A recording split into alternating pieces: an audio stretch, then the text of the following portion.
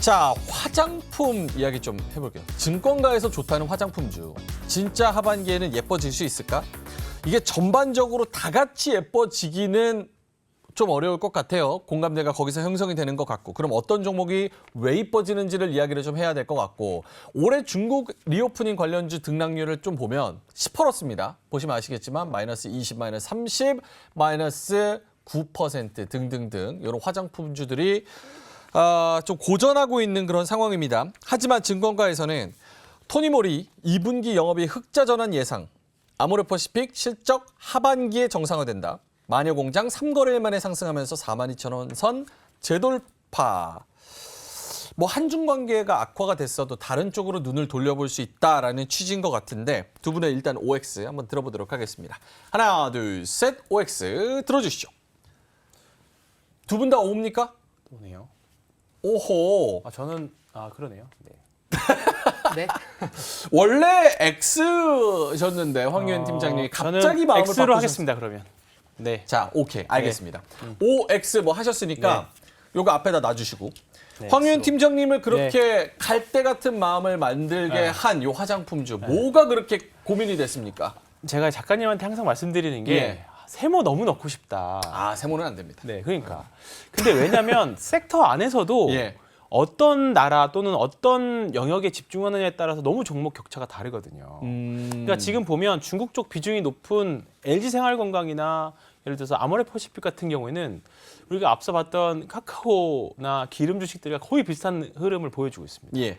근데 그거 외에 미국 향이나 또 남미 쪽, 또 유럽 쪽에 좀 향이 높은 회사들 또는 OEM 회사들은 또는 작은 회사들 같은 경우에는 나는 화장품 회사임에도 불구하고 거의 뭐 신고가를 달리는 종목들이 많거든요.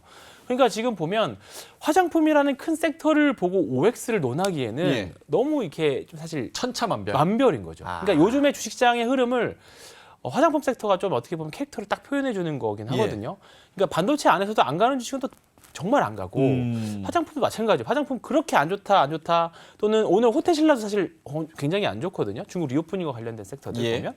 근데 지금 코스메카 코리아, 뭐 코스맥스, 뭐 한국콜마 이런 주식들은 지금 추세를 계속 살려내는 종목들이 굉장히 많습니다. 뭐 토니모리도 마찬가지고 뭐 아우딘 퓨처스 같은 경우에는 단기 급등으로는 과열도 걸려 있고 그런 상태이기 때문에 지금 철저하게 약간 섹터보다는 종목으로 여기도 승부를 해야 되는 섹터 안에서도 종목을 승부해야 되는. 그럼 요렇게 그래서. 한번 여쭤볼게요. 네. 화장품주 종목 중에서 네. 저 좋은 종목이 있을 네. 거 아니에요. 그게 황유현 팀장님이 난 정말 사고 싶다라는 종목 5가지 안에 들어갑니까?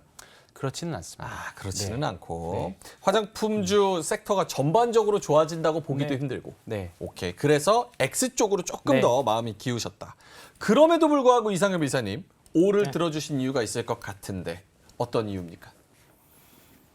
참 이렇게 선별적으로 이제 좋은 흐름을 보이는 종목은 이제 앞에서 말씀해 주신 것처럼 예. 있어요.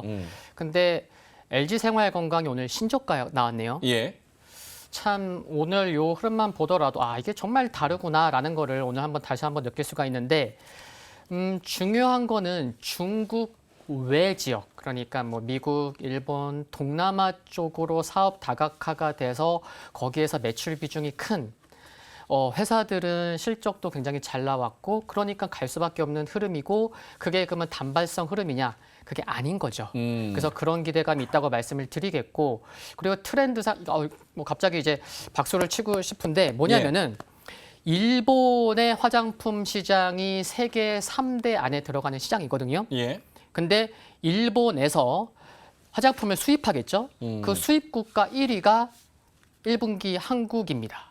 오, 그래요? 그래서 제가 이제 박수를 친 건데 오. 이게 성장률도요 남달라요. 그러니까 지난 1분기에 일본으로 화장품 수출 금액이 1,810억인데 작년 1분기 대비해서 전년 동기 대비해서 무려 33%가 증가했습니다. 그러면 2위가 어디냐? 프랑스입니다. 근데 3%밖에 증가 안 했습니다. 그러니까 이 정도로 한국의 화장품이 이렇게 인기가 많어? 더욱이 일본이란 나라는 세계 그 3대 들어가는 이제 화장품 시장인데 예. 그러니까 이것도 중요한 거고 또 중요한 게 이게 일본만 그런 게 아니에요. 뭐냐면은 지금 일본에서 뭐 K 컨텐츠, K 뷰티 인기가 굉장히 많거든요. 근데 국내에 올리브영처럼 일본에도 편지샵이 많거든요. 예. 거기에서 우리나라의 중저가 브랜드가 그렇게 인기가 많은데 근데 올리브영도 지금 실적이나 매출 찍히는 게 정말 남다르거든요. 작년에요. 연매출 100억 이상 찍힌 브랜드가 21개였어요. 올리브영에서. 올리브영에서 네. 연매출 100억 이상 찍은 화장품 개수가 21개가 넘는다. 네. 근데 야. 들어보면 아시겠지만 우리가 그런 브랜드를 뭐라 그래요? 중저가 브랜드, 인디 브랜드라고 하잖아요. 그러니까 올리브영에 들어오면은 올리브영에서 또 으쌰으쌰 또 키워주는 거죠. 그리고 또 올리브영, 그러니까 지금 올리브영이 헬스앤뷰티 시장 점유율 70%가 넘으면서 1위거든요. 예. 그러니까 우리 결론은 우리나라뿐만 아니고 일본도 그렇고 중저가 브랜드, 인디 브랜드의 인기가 정말 많구나라는 거는 이게 참 중요한 트렌드다라는 말씀 드릴 수 있을 것 같고 여러분 동영상 보시면요, 뭐 동남아나 미국이나 우리 K-팝 아티스트들 좋아하는 아티스트 정말 많은데 화장을 또 따라 하려고 하는 그런 또 안내해주는, 알려주는 그런 또 동영상도 굉장히 많거든요. 뷰티 컨텐츠. 맞습니다. 그러니까 참 지금 1분기 실적이 좋았던 기업들은 이게 단발성은 아니겠구나.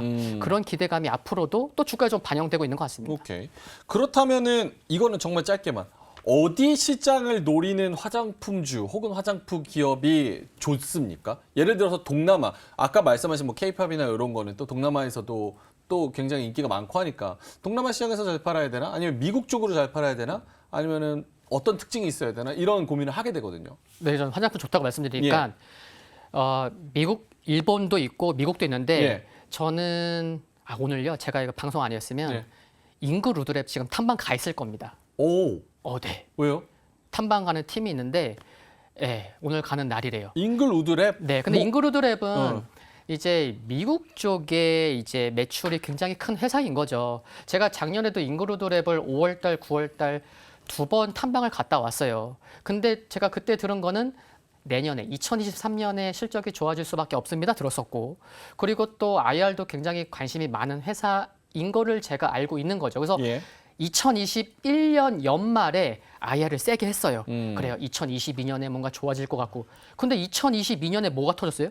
로우 전쟁이 터졌어요. 그러니까 IR도 굉장히 관심 많은 회사인데 무너진 거죠. 근데 실적이 좋아진다고 하니 지난 5월 31일에도 IR을 있었고 여러분 이게 중요한 게 회사에서 IR을 하고 난 그 전후로 외국인과 기관의 수급이 어떻게 바뀌어지는지가 중요한데 주가 흐름도 중요하고 근데 이번에도 5월 31일 IR이 있고 수급도 좋고 주가도 더 올랐죠. 더 오른 상황에서.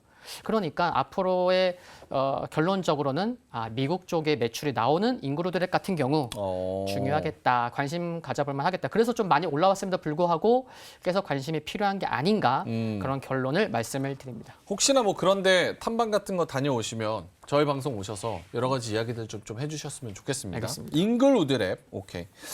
황현 팀장님은 그래도 뭐 종목 바이 종목이라고 말씀을 하셨으니까 화장품 내에서도 가장 좋게 보시는 종목은 뭔지 그리고 그 특징은 뭐가 있는지. 지금 특징 딱 미국향 말씀하셨잖아요. 미국향. 네, 코스메카 코리아도 미국향이 절반 이상입니다. 그렇기 때문에 코스메카 코리아, 그러니까 지금 보면 미국향이나 또는 중국이 안 들어가 있으니까 중국이 생각보다 리오프닝 효과가 생각보다 좀 세게 안 나오고 있거든요. 근데 이제 다들 그거를 기대를 하고 있는데 그게 생각보다 사람들이 원하는 수준만큼 안 나오다 보니까 중국 쪽 매출 비중이 높은 회사들이 다 별로 안 좋습니다. 근데 그 외의 지역, 우리가 그 의료기기도 마찬가지잖아요. 의료기기도 미국 쪽이나 남미 쪽에 비중이 높은 회사들이 클래시스 같은 회사들이 엄청 세게 치고 나가는 것처럼 화장품도 마찬가지일 거라고 봅니다. 그래서 코스메카 코리아, 잉그루드랩 이미 근데 사실 주가를 보면 주가 흐름만 봐도 이 회사는 중국 비중이 높겠구나, 낮겠구나 사실 보이죠. 그러니까 잉그루드랩 그다음에 뭐 한국 콜마도 좀 무거운 주식이라고 하면 뭐 코스맥스 같은 회사들, 그런 회사들이 지금은 훨씬 그냥 가는 주식들이 비싸다고 두려워하실 게 아니라 그냥 가는 말에 올라타는 게 매매를 하실 거면 맞다 생각합니다. 알겠습니다. 코스메카 코리아 이거 수급이 맞습니까? 지금 한 달 동안 기관이 3일 빼고 다 산 게? 네. 맞습니다. 잉그루드랩의 최대 주주입니다. 코스메카 코리아가. 네네네. 아하. 그럼 잉그루드랩, 코스메카 코리아 둘 다 같이 볼 수가 있겠네요. 있죠. 네. 오케이. 그러면 인그루드랩 목표가하고 손절가 뭐 이런 거를 좀 주신다면요? 네, 인그루드랩은 매도 가격은 11,000원 11,000원. 네, 보고 있고요. 손절 가격은 7,500원 보고 있는데 지금 코스메카, 그러니까 최대 주주인 지금 이제 말씀해주신 코스메카 코리아가 올해 최고 실적 달성할 것으로 전망이 되고 있죠. 예. 네, 인그루드랩도 좀 비슷한 흐름 나오지 않을까 싶고 그런 관점에서 목표가를 이렇게 말씀드린 것도 뭐 참고하시면 좋겠습니다. 알겠습니다. 목표가 11,000원 그리고 손절가 7,500원. 황현 팀장님은 코스메카 코리아 네. 목표가를 좀 주신다면요?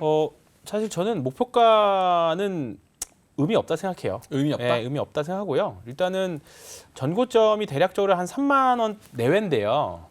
더 갈 수도 있고 덜 갈 수도 있죠. 저는 제 개인적인 목표가는 고점에서 얼마큼 많이 거래가 터지느냐 일정 수준에서 네. 그리고 얼마나 많은 회전이 돌아가느냐인데 지금 구간에서는 사실 오늘 신고가를 가긴 했습니다만 예. 거래량이 그렇게 많이 나오지 않았거든요. 그렇기 때문에 지금은 계속 가져가는 그런 구간일 거라고 생각합니다. 그래서 목표가는 그냥 대략적으로 그냥 3만 원인데 3만 원. 네, 3만 원인데 뭐 큰 의미는 없는 목표가. 오케이. 네. 알겠습니다. 최근에 이제 급격하게 올라온 코스메카 코리아인데 여기서 더 가서 3만 원 정도 보신다. 코스메카 코리아 인글루드랩 이렇게 말씀을 해 주셨습니다. 너무 미국 쪽으로만 보시니까 번외로 요거 한번 여쭤봐도 될까요? OX로 사실은 이거 화장품 원래 이야기했을 때는 중국 리오프닝 기대감이었잖아요. 아, 그렇죠. 근데 네, 지금 중국 대부분 경제가 다. 우리가 생각하는 것만큼 사람들이 돈을 많이 안 쓰고 생각하는 것만큼 부양책이 뭐 시원하게 나올 수 있는 그런 상황은 좀 아닌 것 같다. 그래서 중국 리오프닝 관련해서 이 모멘텀 하반기에 좀 기대해 볼 수 있다 없다. OX로 한번 말씀해 주시면 좋을 것 같습니다. 하나, 둘, 셋. OX. 여기서는 좀 의견이 갈립니다. 중국 요 경기 부양, 네. 리오프닝 이런 거 관련해서도 좀 보수적으로 보시는 분들이 많은 것 같아요. 우리가 좀 군불만 떼면서 네. 기분 좋은 워딩인데 사실은 그렇게 실질적으로는 크게 그렇죠. 왜 오를 들어주셨는지요? 안 할 수는 없다고 봐요. 안 할 수 네, 없다. 안 할 수는 없다라고 보고요. 어떻게든 분명히 또 우리가 예상치 못할 때처럼 나올 거라고 봅니다. 그러니까 예. 정치적인 이슈도 있을 거고 분명히 그리고 이번에 사우디랑 미국이랑 이제 화해의 무드도 있었던 것도 전혀 생각하지 못했던 부분들이거든요. 근데 중국의 경기 부양이라던가 미국과의 관계도 옛날에 미중 무역 분쟁이 있었어도 결국은 해결됐잖아요. 그러니까 중국의 경기 부양도 사실 우리가 예상하기보다는 시간의 문제일 거라고 봅니다. 그래서 언제 될 거다 요거를 가지 들어가시기보다는 예. 경기 부양의 효과들이 본격적으로 나오기 시점이 되는 좀 약간 애매한 표현이긴 합니다만 그 어느 때 지금은 모릅니다. 다만 하반기에는 한 번 정도는 예.